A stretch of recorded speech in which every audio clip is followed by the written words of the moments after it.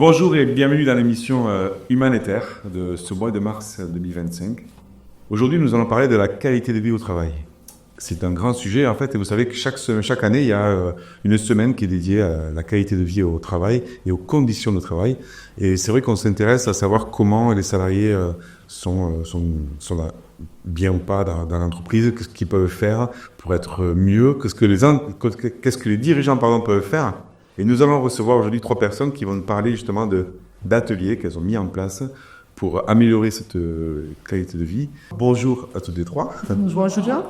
Merci d'être là. Alors, je commence les présentations et puis on va démarrer après avec Élise. Donc, Élise Rouanet. Élise Rouanet, ouais, bon, merci d'être là. Toi, tu es consultante RH formée en santé mentale. Oui, c'est ça, exactement. Consultante RH et je facilite le développement des richesses humaines.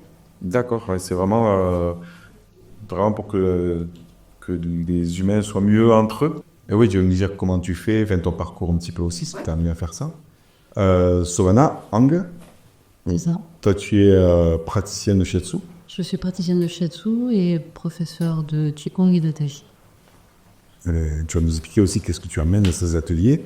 Et Claire. Moi, je suis naturopathe. Ouais. Réflexion dentaire aussi. Et j'accompagne les personnes à être mieux avec elles. Pas mieux avec les autres et aussi mieux avec elles, avec la nature qui les entoure. Ouais, tu as la naturopathie et d'autres éléments que tu vas nous expliquer après. Voilà. Ouais. Donc à toutes les 3, voilà, vous avez voulu monter des ateliers. Comment tu vois toi, la prévention des risques psychosociaux justement qu'est-ce que tu fais par rapport à ça? Aujourd'hui, effectivement, on parle beaucoup de risques psychosociaux. C'est un enjeu national pour 2025. Et derrière tout ça, il y a la qualité de vie au travail. Donc, c'est vrai que le terme risque psychosocial, c'est un peu négatif, un peu anxiogène. Et la prévention que l'on met en œuvre, c'est la qualité de vie au travail dans les entreprises pour permettre aux entreprises, aux employeurs qui ont une obligation quand même vis-à-vis de leurs salariés de faire de la prévention, de mettre en œuvre des mesures pour améliorer la santé physique et mentale des salariés. D'accord, et du coup, est-ce que vous avez observé qu'il y a une demande des salariés ou c'est quelque chose qui est imposé par l'État ou c'est les directeurs, enfin je ne sais pas, c'est une question un peu comme ça. Oui, il y a une demande effectivement, de toute façon, d'une manière générale, les gens ont envie d'être bien avec eux-mêmes, bien avec les autres. Il y a cette recherche d'équilibre entre la vie professionnelle et la vie personnelle. Et c'est vrai que les ateliers que l'on propose répondent à une partie de la qualité de vie au travail. C'est un sujet qui est vaste et qui est multifactoriel. Nous, on répond à une partie de cette demande, effectivement. Et toi, du coup, ton parcours, c'est que tu étais déjà RH. En fait, ça, tu t'es mis à ton compte après. Oui, j'ai fait 20 ans. J'ai été 20 ans en entreprise comme responsable RH. Et depuis 5 ans, effectivement, je co-dirige un cabinet de conseil en ressources humaines. Et qu'est-ce qui t'a donné envie d'aller plus loin sur la qualité de vie, en tout cas de monter ces ateliers-là, par exemple Oui, bien sûr. En fait, alors déjà, c'est vrai qu'il y a eu cette rencontre avec Claire et Sovana où on s'est dit que c'était intéressant d'unir nos façons de voir les choses et nos expertises pour proposer quelque chose aux entreprises. Et ensuite, c'est vrai que moi, dans mon parcours professionnel et en créant aussi notre cabinet Maïko RH, on a toujours eu une forte conviction de la place de l'humain au sein de l'entreprise et de cette volonté d'associer les salariés et les dirigeants d'entreprise pour que tout le monde se sente bien et que ça favorise le développement aussi de l'entreprise. Ça fait partie des choses sur lesquelles on travaille, effectivement. Oui, les deux sont liés. Est-ce que plus tout le monde est bien, relâché, et plus l'entreprise peut faire aussi des bénéfices parce que sinon, il faut gérer plein de conflits. J'imagine quand on gère des conflits ou des personnes qui vont pas bien, ça fait perdre de l'argent aussi. Exactement. Et quand les salariés se sentent bien, généralement, ils offrent le meilleur d'eux-mêmes. Et c'est comme ça aussi qu'on rentre dans un cercle plutôt vertueux. Et très intéressant. Mais du coup, toi, tu proposes un atelier spécifique ou tu réunis Moi, je propose... En fait, on s'est répartis effectivement différents ateliers. Moi, j'anime 2 ateliers. Un premier atelier qui est un peu un atelier introductif qui s'intitule « Des risques psychosociaux à la qualité de vie au travail ». Donc c'est un atelier qui s'appuie sur des méthodologies assez ludiques pour travailler avec les salariés. Alors c'est des ateliers de 10 à 12 personnes où on va effectivement identifier quels sont les risques psychosociaux, quels sont les facteurs qui sont aussi à l'origine de ces risques psychosociaux et qu'est-ce que l'on peut mettre en place d'une manière individuelle ou d'une manière collective pour lutter contre ces risques psychosociaux. Et le deuxième atelier, le deuxième atelier, il s'intitule Travailler les relations interpersonnelles et il s'appuie sur la communication assertive en entreprise, comment on aide les salariés à communiquer entre eux ou avec leur manager de manière à favoriser la communication, puisqu'aujourd'hui, en France, le premier risque psychosocial, c'est le manque de reconnaissance. Et donc, c'est vrai que cette communication, le fait de pouvoir faire des retours positifs à ses collègues ou des retours constructifs également, favorise la reconnaissance au travail. Ouais, donc vous avez eu j'imagine des résultats, enfin, ou des personnes. Est-ce que vous avez fait un petit bilan avant-après déjà? J'imagine que ça a dû déjà avoir des résultats. Oui, on a eu des retours assez positifs, effectivement, puisque à l'issue des ateliers, on a eu déjà le retour direct des personnes qui ont participé et qui nous ont fait part de leur satisfaction, de tout ce qu'ils avaient appris, des choses qu'ils avaient mis, des choses qu'ils ont compris pour eux-mêmes et pour leurs collègues et comment ils pourraient mettre en œuvre ce qu'ils ont appris dans leur quotidien professionnel.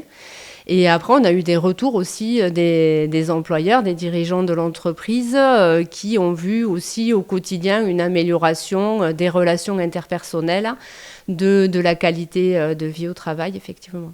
Ah ouais, c'est super. Et du coup, avec ce que je trouve dans la complémentarité toutes les trois, c'est qu'il y a une ouverture aussi vers autre chose qu'un truc simple, mental ou autre. Bah, si je prends ton exemple, Sovana, toi tu es praticienne de shiatsu, et donc dans ce contexte-là, qu'est-ce que tu proposes Alors du coup, moi, mon apport dans le trio, c'est le corps.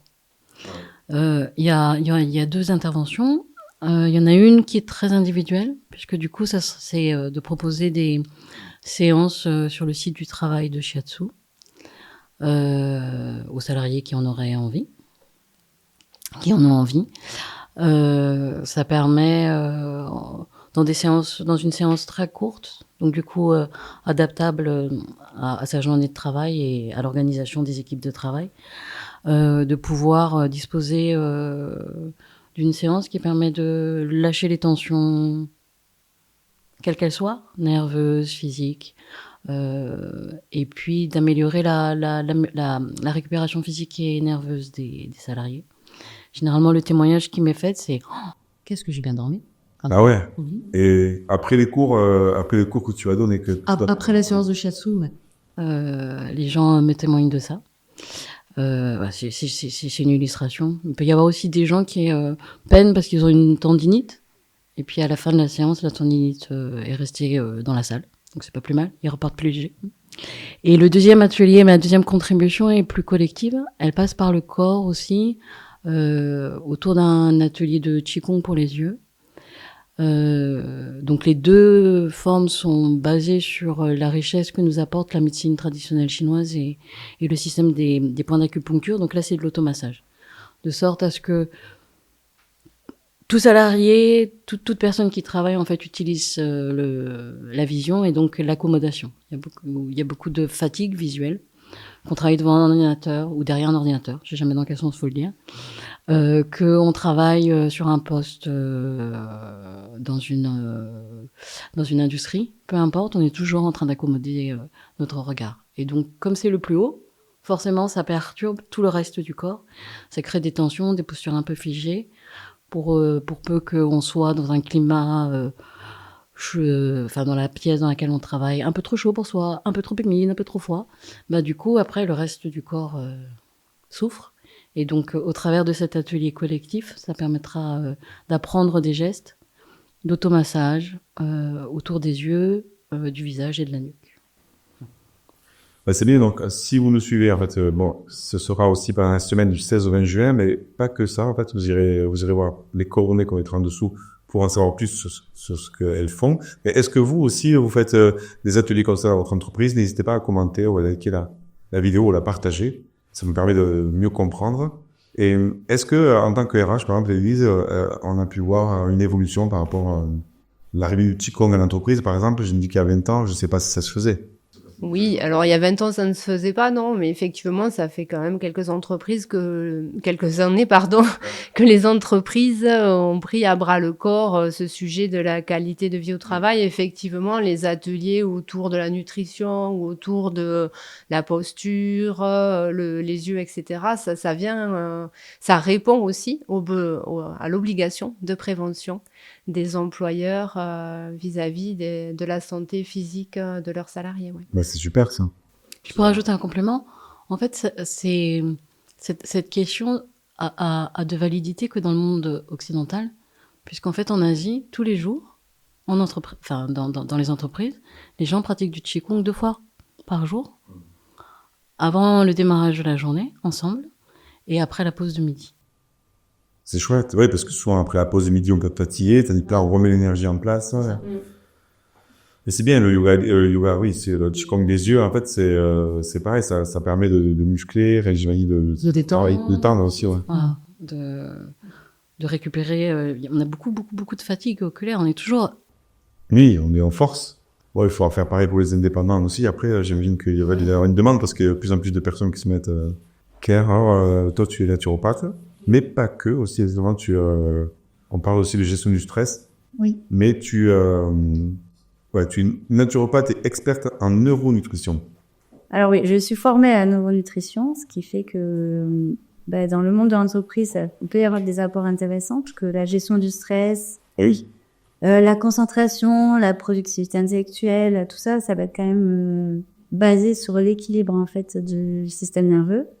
Et donc, la neuronutrition, c'est un domaine qui est assez récent, avec la neuroscience, c'est à peu près une 20aine d'années.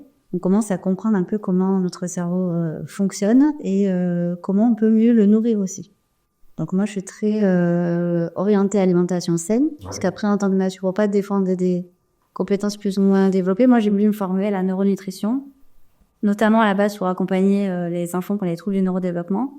Mais en fait, je me rends compte qu'en entreprise, c'est tout aussi important d'apporter ces briques d'informations parce que on est tout le temps en train d'utiliser notre cerveau pour faire nos activités. Donc, on l'utilise tout le temps en fait dans la vie, mais particulièrement, notamment quand on est sur des professions intellectuelles et on met toujours l'énergie dans le mental. On vient parfois déséquilibrer l'énergie justement de ce côté-là. Et si on améliore l'alimentation en ce sens-là, on vient améliorer la concentration, la productivité, la sérénité, et puis même ça va rayonner surtout au reste du corps. Oui, c'est vrai que par exemple dans les ateliers que tu proposes, c'est comment avoir un petit déjeuner idéal qui va nourrir l'activité cérébrale, parce que c'est vrai qu'avant, si on est menuisier et si on travaille devant l'ordinateur, l'alimentation ne sera pas forcément la même. C'est ça, on n'aura pas tout à fait les mêmes besoins, bien que le petit déjeuner restera quand même tout autant crucial. D'accord, oui, bien sûr.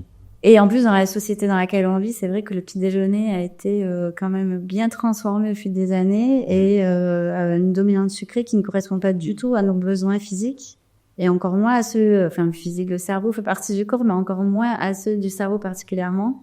Donc déjà, aller proposer des pistes pour avoir un petit déjeuner équilibré et surtout que les gens comprennent, que les collaborateurs comprennent l'impact que ça peut avoir sur leur concentration, leur sérénité, et du coup, ça va rayonner dans le corps, ça va rayonner avec les autres.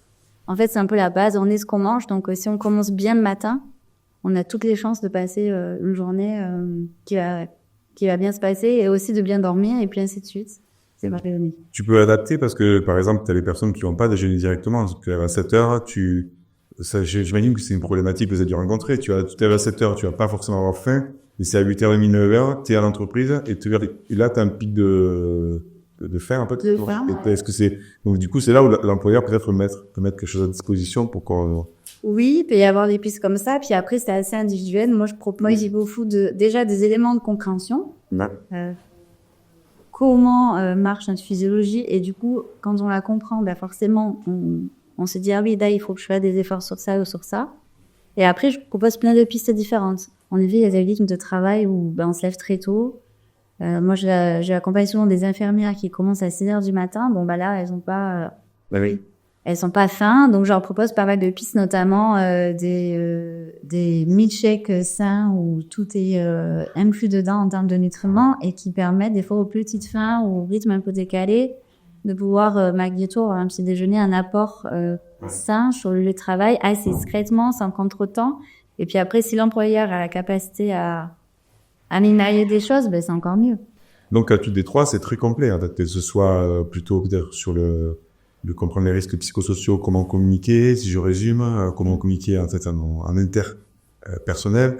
On a le corps, on revient au corps et les yeux, et j'imagine que ça va encore plus loin en fait, mais que déjà le corps, comment on arrive à écouter et reprendre soin de soi, et pareil un peu le corps, mais qui va nourrir le cerveau à travers l'alimentation et la neuroalimentation. Oui, et moi j'ai un autre atelier aussi, parce qu'on a parlé du petit déjeuner, c'est un autre atelier sur vraiment la gestion du stress. Du coup, par un peu de la même logique, c'est aligner le corps et l'esprit par rapport à ça. Donc, j'aide les collaborateurs justement à mieux gérer ce stress qu'on ne peut pas éviter. Mais déjà, si on est dans des bonnes conditions physiques et mentales, en fait, ce stress, on arrive mieux à le gérer. Et puis après, comment je gère quand j'ai un pic de stress par des solutions naturelles liées à la respiration, à certains actifs, notamment aux huiles essentielles ou à d'autres plantes adaptogènes, en bien faciliter cette gestion du stress pour qu'elle soit pas délétère. Parce que ça nous sert pour la vie de travail, mais ça sert aussi pour la vie de tous les jours, quand la vie après. Ça rayonne dans la vie de chaque personne. Et d'ailleurs, on n'a pas trop parlé, mais il y a des labels maintenant. Big Corp. C'est un des labels. Lui, c'est un gros label international. Moi, j'ai été en entreprise avant d'être naturopathe, et par exemple, j'avais justement créé un comité environnemental et social dans mon entreprise où on a essayé d'être dans cette démarche Bicorp. Et en fait, il n'y a pas de mal de label, notamment au niveau RH aussi, où les entreprises peuvent aller valoriser toutes ces actions. Ben ça c'est bien, parce qu'au moins ça donne en tout cas une direction pour les dirigeants, pour tout le monde. On se dit que le bien-être au travail va être de plus en plus important, c'est chouette. Donc c'est ce que vous pouvez comprendre, que c'est aussi en dehors de la semaine de qualité de vie au travail que vous pouvez contacter. Alors je crois que vous êtes répartis les rôles, c'est ça en fait. Si une entreprise nous regarde, en fait, dirigeant, Élise, ouais. donc qui avait coordonné en dessous, mettra un téléphone ou un site, ok. Et après, si c'est une association ou une collectivité qui souhaite nous faire intervenir, à ce moment-là, c'est moi. Association et collectivité de Sovana, et pour entreprise, c'est un salarié qui fait je veux les cours naturopathie. Oui, parce qu'ils peuvent aussi faire une démarche. Est-ce que vous intervenez aussi en dehors de l'entreprise? Pour l'instant, c'est sur ça, mais est-ce que si les particuliers ont besoin de vous? C'est une question. Oui, bien sûr, en cabinet. Ouais. Pardon, je t'ai coupé. Puis après, je fais des ateliers aussi régulièrement. Donc, s'il y a des demandes, je peux aucun problème. Ok. Oui, moi aussi. Donc, pour les individuels, pour les particuliers. Du shiatsu. Du shiatsu, oui. Ou de venir rejoindre l'un des cours de Qigong ou de Tai Chi, oui. D'ailleurs, tu viendras nous parler dans une prochaine vidéo ce que c'est, parce que shiatsu, là, c'est vraiment important pour, c'est des points d'acupuncture, enfin, tu nous rediras. Mais d'ailleurs, toutes les deux, en tout cas, s'il y a des particuliers qui nous regardent, et si vous voulez aussi, en dehors de l'entreprise, contacter Claire ou Sovana, vous pouvez. Et Élise, toi, c'est plus entreprise? Alors oui, c'est principalement entreprise, mais on intervient aussi pour les particuliers sur tout ce qui est coaching et bilan de compétences. Ça peut aussi répondre parfois à un besoin d'accompagnement individuel, ouais. Ouais, il faut trouver la voie un petit peu, surtout dans les bilan de compétences. Complètement, ouais. Alors aussi, peut-être une précision, c'est que du coup, on s'est mise un petit peu plus en référente, Élise et moi, pour être une interlocutrice, mais ça veut dire que du coup, l'idée c'est que on sera l'interlocutrice pour les trois. Le 3. Voilà, Ouais. hein, c'est pas livré. Oui. Si vous voulez vraiment avoir des informations, en tout cas, sur les 3 ateliers ensemble, voilà, vous avez les coordonnées en dessous. Et puis, voilà, pour tout ce qui est bien-être, n'hésitez pas à les contacter.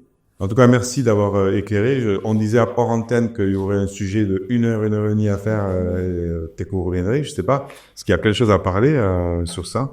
Tant que ça bouge, en fait, au niveau des salariés, leur qualité de vie. Merci.